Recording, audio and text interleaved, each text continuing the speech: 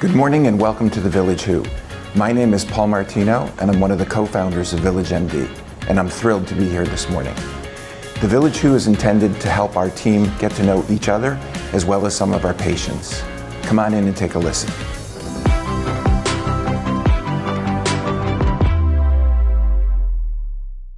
Good morning. How are you today? I'm fantastic. How about you? Very well. Thank you for asking. So tell us a little bit about your story. How did you get here?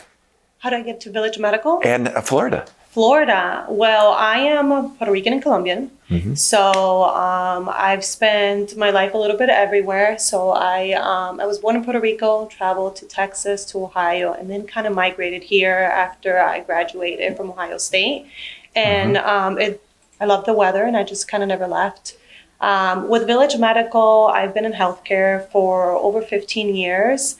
And then I just, like most of us, really fell in love with the mission and the vision and how we really focus on patient care. And it's about the quality rather than the quantity. I was really drawn and really wanted to be a part of that. And I applied, and I was lucky enough to get the call from Mia Hillwhite, and the rest is history. So you've been with us how long? I started in October 25th of 2021. What were you doing before this? I used to work in healthcare as well. I work with the geriatric population here in Central Florida. I'm a foster and adoptive parent, so I took some time off to be with a placement that I had at the time. And then when I was ready to join again, I really wanted to be with an organization that kind of shares some of my values and my morals when it comes to patient care, and you guys just were the perfect fit. So let's back up a little bit. You said foster parent. Yes. Yeah. Okay. I've been a foster care parent since 2017. I feel very strongly about it. I think that as a society, we have a responsibility to our future, and the children are our future. So I think there's multiple ways that we can help. But if you have the space in your home and you have the time and you have love, why not? So I've been doing it for some time now, children of multiple ages. And then right now I have two little girls. How old?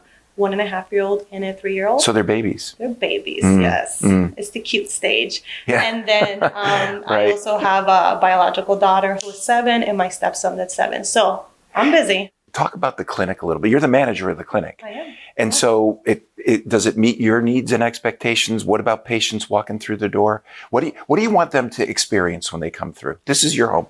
Well, I think that customer service starts within, right? And that's something that we try to apply with our teams, with my clinical lead, with my MAs, and with my providers. We really invest into each other, because I think that if we have a good, solid work value and moral internally, that's going to resonate with the patients. So we're constantly working in customer service. We do huddles every morning where we kind of set the expectations for the day and how we want to manage the day. And then we do a lot of team building internally. And I'll give an example. And we talk about how each one of us is a part of the body. And while we don't compete with each other, we are all essential in order for us to be able to work as one. So, and we found that to be vital. This clinic and my other clinic, Metro West, have really, really high patient reviews. And we've been able to kind of solidify ourselves within the market. And I think it all starts with those internal relationships that we've built with each other. So what's the best patient feedback that you've received since you've been here? Oh my gosh, we've gotten so many good ones. I think our patients really feel a sense of family. And I keep on hearing that over and over again.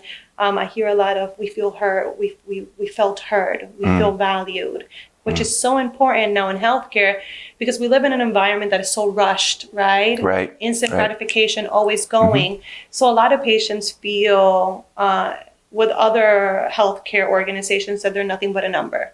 They don't really care. We don't take the time. And since we focus more on quality rather than quantity, our providers get to know our patients. Right. They know what ticks, what likes, what's going on with their sisters and their husbands and their children and their pets. And they bring that to each appointment. So they feel that they're a part of us, a part of our village. Yeah. It's interesting because you described the team here as a family. Yes. And you describe the patients almost like it's an extended family. Of course, yeah. So if you could allow the people that might view this to learn one thing about you, what would you want them to know about you? I'm always willing to serve. I think that I have a heart of servitude. I don't think any task is too big. I think that when you are in healthcare, you need to forget about the titles and need to focus on what's the end game. And I think that if I continue to navigate that way, no matter what life throws at us, we will be successful. So a heart of servitude. I love it. All I can do is say thank you for your time this morning. Of course, It's beautiful. it's a pleasure.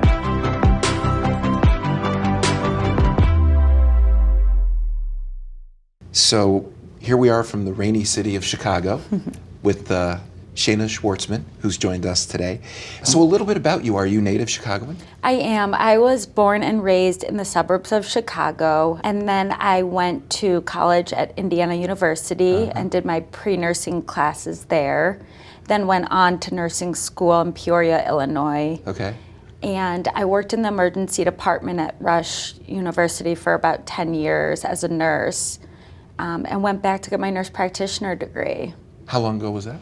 That was in 2018, and then I decided that I wanted to get out of the ER, very fast-paced, acute care setting, and I landed here. And how's that been? It's been great. It's been really nice. I'm loving the primary care side of things and just... So this is new for you. Primary Yeah. care is new for you. Mm-hmm. One of the physicians that I spoke to said that they feel as though they like the connection with the patient. So talk about that a little bit. The ER was rewarding, but this is rewarding in a different way where I can go home every day and say that I really made a difference in someone's life. And they really depend on you here. Just to remind them of their cancer screenings and really put in that extra effort to manage their care. And I really have loved establishing really good relationships with the patients here. Do they listen? Do patients listen? They really do, because they trust you and they want to listen, which is really nice. Mm-hmm. So do you think that clinicians listen? Right, that cuts both ways, right? Yeah, I suppose, yes. You have to meet them halfway and establish, a care plan for each individualized patient, and what their needs are, and it's been a really great experience for me here. So one time I was talking to one of the physicians in Houston, and I had shared that we were in these new value-based contracts, and his question to me was, so what are you going to help me, how are you going to help me get better patients? And I said, Doctor, no, I don't, what do you mean by that? And then he went on to share that he's had long-standing patients, and he's had patients that have smoked for 20 years, and for 20 years I've been telling them to stop smoking, and they still smoke. So have you had, in the year now that you've been in primary care, have you had any of those tough conversations with patients? Oh yeah. How does that go? It goes, it can go both ways. People are going to be very stubborn and stuck in their ways and their habits, and you almost have to get to the level of understanding how people react towards what you want to offer and educate and get into that niche of, short-term achievable goals, and just staying up to date with modern technology and modern medications, I think has been important as well, to know what to offer them and the resources and the medications and the options for nicotine alternatives and so on and so forth, and just educating them about long-term complications and just that educational piece that a lot of patients aren't necessarily aware of. I think oftentimes that's what it's like with patients, right? They know the right thing to do, but then it's up to you and them to change that behavior, right? Yeah. And once they trust you, they want to listen to you more, and so you just kind of keep nailing things on the head until they actually get it done, and find ways to really motivate them and encourage them and just guide them.